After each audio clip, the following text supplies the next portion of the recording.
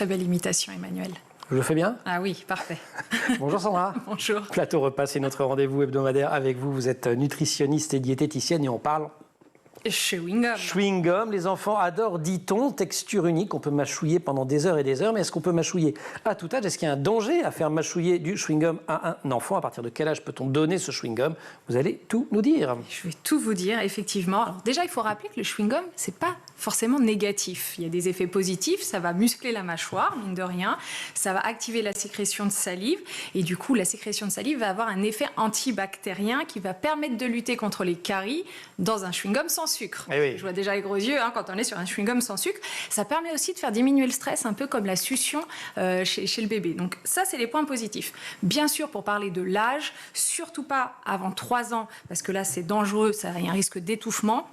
Et avant 5 ans, l'enfant ne sait pas ne pas avaler le chewing-gum, ce qui est embêtant. Ah oui, d'ailleurs, qu'est-ce qu'on fait en cas de si jamais d'ingestion du chewing-gum?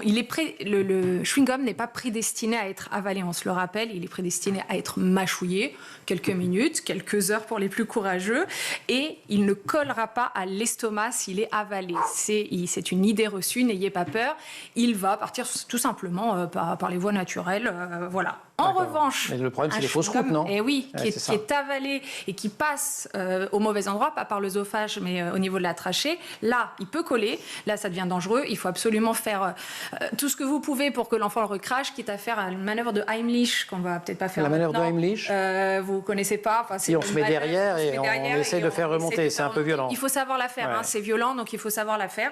Donc attention chez les jeunes enfants, effectivement, qui mâchouillent du chewing-gum. Ok, chewing-gum qu'on n'avale pas. Néanmoins, est-ce que ça peut être mauvais pour la santé? Alors le sucre, on va évidemment en parler. Alors on va parler du sucre et surtout de se rappeler de quoi il fait un chewing-gum. C'est une gomme, la base. C'est une gomme. Il y a des colorants, des conservateurs, du sucre ou de l'aspartame ou ce qu'on appelle des sucres alcools, des édulcorants comme le sorbitol, le xylitol, j'y reviendrai.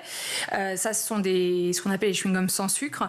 La plupart des chewing-gums sur le marché sont loin d'être irréprochables parce que cette gomme de base, qu'est-ce que c'est? C'est synthétique. Ce sont des polymères qui sont fabriqués à partir de dérivés de l'industrie du pétrole. Du plastique, quoi. En d'autres termes, vous mâchez du plastique. Oui, voilà, on mâchouille du plastique. Les colorants sont pas forcément ce qu'il y a de plus sain, souvent sont assez synthétiques, les saveurs aussi. Donc, il est préférable pour vos enfants, quitte à ce qu'ils mâchent des chewing-gums, sachant que c'est pas indispensable pour la vie de mâcher du chewing-gum, que ça soit naturel. Ça sera tout aussi bien pour sa santé que pour le côté écolo. De la chose. Est-ce qu'on peut donner un chewing-gum sans sucre à un enfant? Eh bien, on va pouvoir, sachant que les industriels remplacent essentiellement par de l'aspartame, ce qui n'est pas forcément le meilleur des sucres, mais aussi par des sucres plus naturels, le sorbitol, le xylitol, le mannitol, des jolis mots qui sont tout simplement des polyols, des sucres alcool. Il n'y a pas d'alcool dedans, ne vous inquiétez pas. En gros, ces sucres-là ont un pouvoir sucrant identique au sucre, mais avec beaucoup moins de calories. Donc ça, c'est plutôt bien. Et c'est plutôt bien. Et surtout, le xylitol est un sucre naturel qui est issu de l'écorce de bouleau. Les édulcorants, ça ne fait pas des caries?